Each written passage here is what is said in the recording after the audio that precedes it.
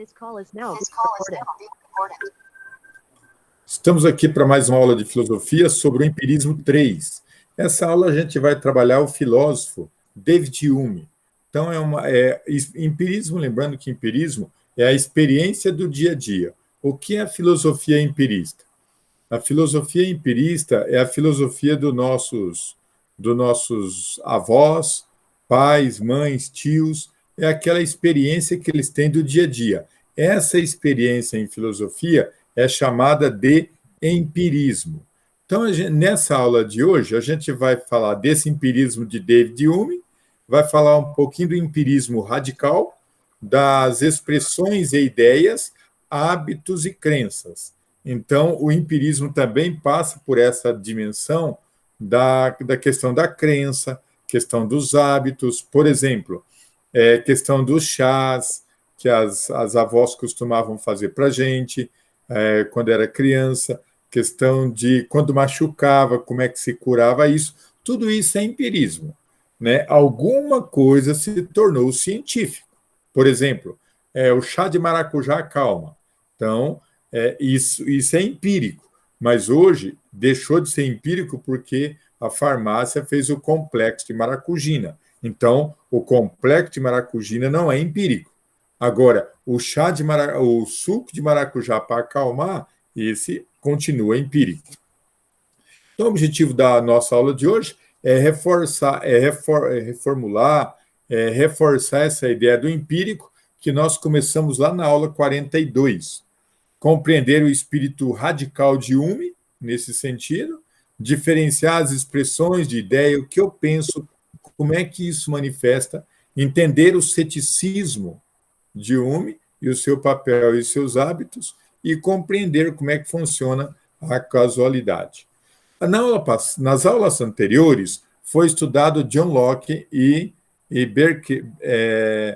Berkeley, né? E nesse estudo de John Locke e Berkeley, a gente falou um pouquinho da tábula rasa, da questão de compreender como é que funciona a questão do empirismo, daquilo que nasce, a gente já nasce e vai crescendo, como se fosse um diferencial, aquilo que a gente vai escrevendo no livro da nossa vida. Agora, nós vamos aqui a um exercício, né? Qual a diferença entre o empirismo de Locke e de Berkeley?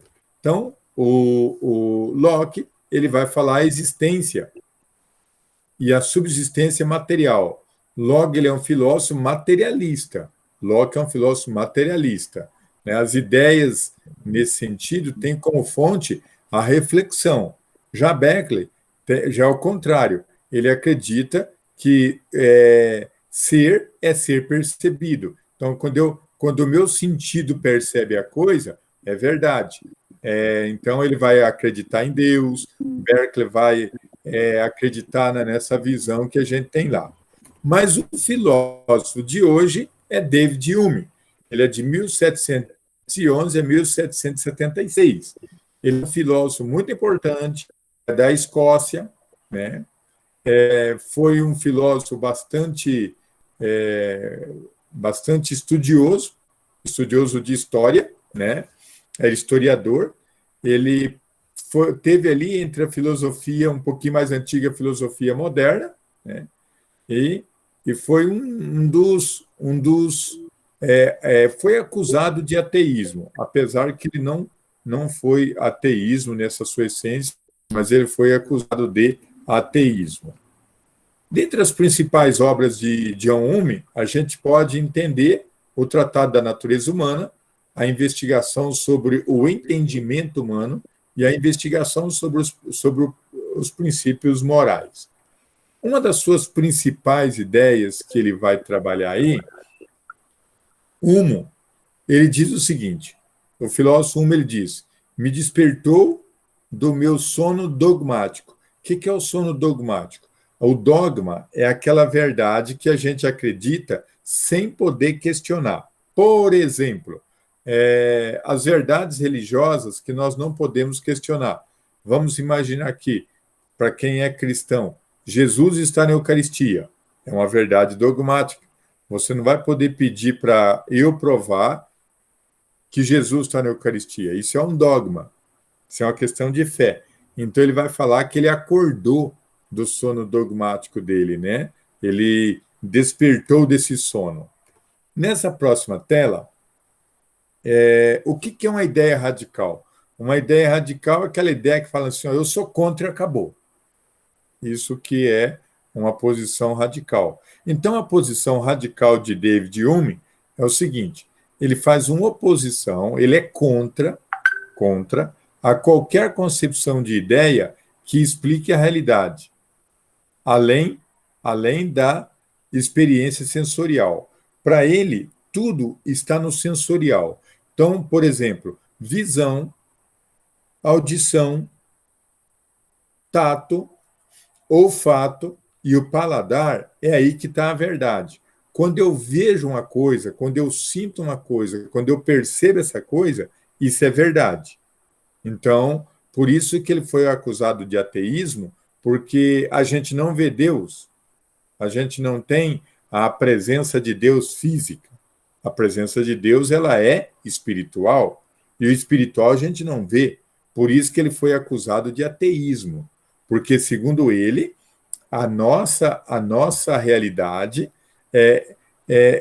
a gente só vê a realidade basicamente através do sensível.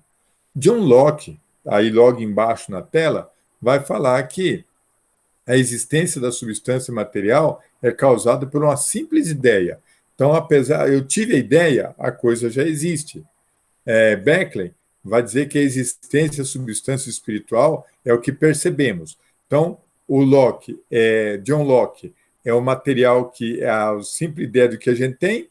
Aqui, o Berkeley é o que a gente percebe, e o David Hume vai falar, não, a verdade é somente aquilo que é pelos sentidos, que é muito perigosa essa ideia, que vai causar aí alguns problemas para ele. Ele vai dizer também que o conhecimento tem um início na percepção individual, quando eu percebo. E essa percepção tem duas realidades, as impressões e as ideias. Então, por exemplo, a percepção original daquilo que a pessoa mais do que é mais vivas, por ouviu, de ouvir, de ver, de sentir, de dor, de prazer. Então, de prazer, as impressões que eu tenho, isso me faz a verdade. Então, por exemplo, quando eu vejo uma garota, um garoto, que ele fez certas coisas e se deu mal, um segundo fez certas coisas e se deu mal, um terceiro fez e se deu mal, opa, então quer dizer que eu já tenho a impressão de que alguma coisa vai dar errado, e assim por diante. Então, por exemplo, depende de como que a pessoa chega em casa, você fala, eu tenho a impressão que não está bem. Por quê? Por aquilo que você ouviu, por aquilo que você sentiu, pelo aquilo, alguma coisa te fez perceber isso. Então, a verdade, segundo ele, está aí. A segundo da percepções é a questão das ideias. Né? As percepções deriva e é mais fraca uma cópia da impressão. Então, você passa a ter ideias, construir ideias a partir dali, a partir deste princípio. Então, as impressões está no mundo da percepção. Depois que você tem as impressões, você começa a criar ideias e construir situações a partir daí para ter as percepções. A ideia sempre depende das impressões. Porque para eu ter uma ideia, eu tive que ver certas coisas. Então, vamos pegar aqui, por exemplo, aqui aparece ali o tato, visão, olfato, paladar e audição. São esses elementos que me dão as impressões de certas coisas. Por exemplo, se eu trouxer um animal, tapar o olho da pessoa, trago para ela um animal ou um inseto qualquer e mando ela colocar a mão. Quando ela colocou a mão e essa coisa é meia geladinha, a pele meia lisa, gelada, ela fala, é um sapo. Então, por quê? É porque ela já tem a ideia do que é um sapo, ela já viu um sapo, ela já criou várias impressões de como é um sapo, E o simples fato dela colocar a mão ali, ela percebe o que, que é. Antigamente tinha uns programas de TV que mostrava isso. A pessoa enfiava a mão dentro de uma cumbuca, lá tinha um inseto, alguma coisa, ela tinha que adivinhar o que, que era, que inseto que era, tal. Isso, por quê? Porque ela tem impressões e essas impressões levam ela a uma ideia. Mas a ideia depende das impressões que você tem. Aí veja bem, se você tem rejeição, por exemplo, a por exemplo, a rato, e você coloca a mão dentro de um objeto, de uma coisa aí, e você não sabe o que é, e você sente o pelinho, que é igual o pelinho de rato, você tem as impressões, e aí você cria uma ideia, põe um rato, aí você se assusta, né? Aqui na parte de baixo da tela aí, tem aí né, um material da horta. Se fosse formular uma ideia após a experiência sensível, se fosse pegar nesse quiabo, o que, que a gente poderia associar ao quiabo? Meio peludinho, parece que quase que machuca o dedo da gente. Como é que é isso? Né? Então, que impressões a gente teria pegando neste quiabo sem saber que é um quiabo? Então, aí que a gente vai construindo as ideias de verdade. Relacionar as ideias de impressão e a teoria do conhecimento de David Hume. A atividade 2 seria construir esse texto aí. Aí David Hume vai dizer o seguinte, que no início do conhecimento, a gente vai só pelas percepções individuais, depois a gente divide as impressões e as ideias, as impressões vão causar ideias, e para ter ideias a gente precisa das impressões. E um exemplo que ele coloca aí seria mais ou menos a impressão que a nossa cabeça tem quando a gente oferece a alguém uma laranja, quando a gente oferece uma fruta para alguém, ela já tem ideia do que é a fruta e como que vai ocorrer essa fruta. O ceticismo, cético, é aquela pessoa que ela duvida de alguma coisa e é possível que se tenha alguma verdade nisso. Por exemplo, o aluno chega no colégio e fala, professor, porque lá em casa a coisa está difícil, tal, eu não fiz a tarefa porque meu pai briga comigo, tal. Eu não vou acreditar muito, mas um pouquinho posso acreditar. Isso é o cético, né? Entender que o ser humano tem limites e é estreito. Muitas vezes pode mentir, pode exagerar. Isso é o cético, né? Se for formular uma ideia do quiabo, você teria que ter as impressões anteriores. Comi e não gostei. E agora? Gosto do quiabo ou não gosto do quiabo? Então, se eu comi e gostei do quiabo, pode ser que eu gosto de apertar o quiabo. Mas se eu comi o quiabo e não gostei, até em apertar o quiabo eu não gosto. Por quê? Porque eu tive impressões anteriores. E agora eu criei uma ideia sobre o quiabo e a partir daí eu não gosto mais dele.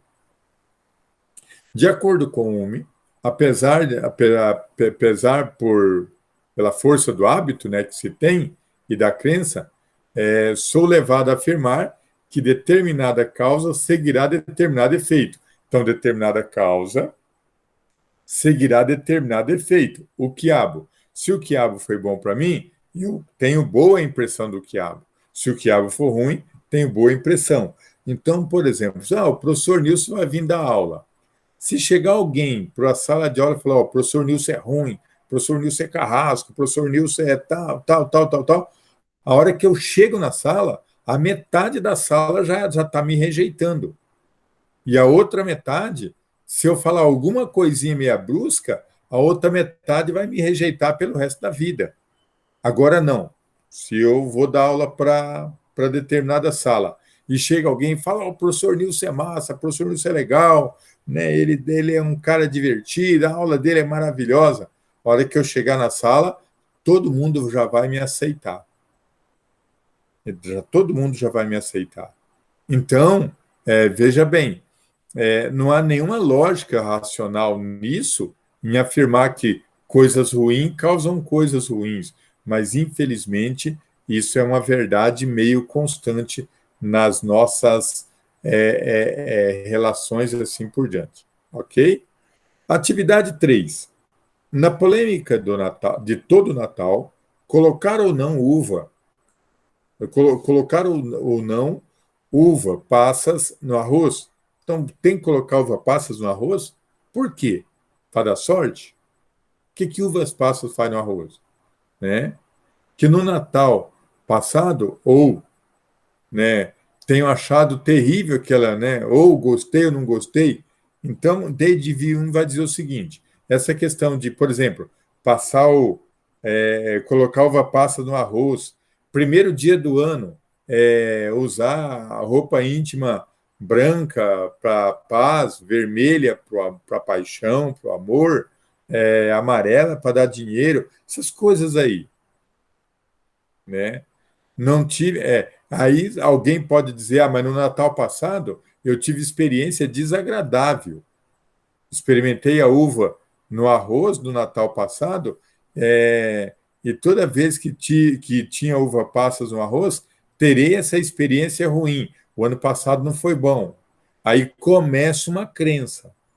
Espera aí, então quer dizer que uva no arroz eu não gosto, me causa sentimento ruim. Então, essas situações vai criando crenças e hábitos. Aí tem aquelas histórias assim das nossas avós, dos nossos avós, né? Que, por exemplo, durante a tempestade tem que acender um fogo bento, que se varrer a casa e colocar a sujeira atrás da porta, a visita vai embora. Então, tudo isso começa com a crença. Um dia fez, deu certo. É verdade. Então, se eu varrer a casa... Então, essas crenças, elas não são totalmente recomendadas, mas muitas vezes ocorrem. Por hábito e crença, associa-se às ideias. Então, por hábito e crença, a gente vai criando algumas verdades na sociedade que nem sempre funciona. Exemplo, né? O tempo fechou, vai chover. Nem sempre. Nem sempre isso pode ser confirmado. Muitas vezes o tempo fecha e não chove, né? E assim por diante. Na Copa do Mundo de 70, mesmo que eu não tenha vivido nesta época, ao olhar do fotógrafo, consigo imaginar a emoção das pessoas que viveu naquele período. Então, esse é a verdade de semelhança. Então, eu posso perceber isso daí. Próxima tela vai falar da contiguidade no espaço e no tempo. Ou seja, o que é isso? Vejo a merenda e, por associação de ideias, sou levado a pensar que na escola inteira, né, na tia da merenda e nos meus colegas professor. Então eu vejo uma coisa, imagino outra. Se a minha mãe fizer uma merenda, uma sopa lá em casa, fizer uma comida igual da escola, eu vou lembrar da tia da merenda, vou lembrar dos colegas, vou lembrar de outro. Esse é a questão por associação que a gente acaba fazendo e percebendo, ok? Aqui tem o exercício 4, que daí depois vai lá para vocês fazerem, e nesse exercício 4 tem aí as respostas de semelhança, causalidade e contiguidade. Na aula de hoje a gente viu David Hume, viu as impressões dele, viu a questão da causalidade e viu a questão do papel de David Hume no hábito e nas suas crenças, ok? Foi mais uma dessa aula que nós tivemos e falamos da questão do empirismo, desse conhecimento que é a partir das experiências do dia a dia.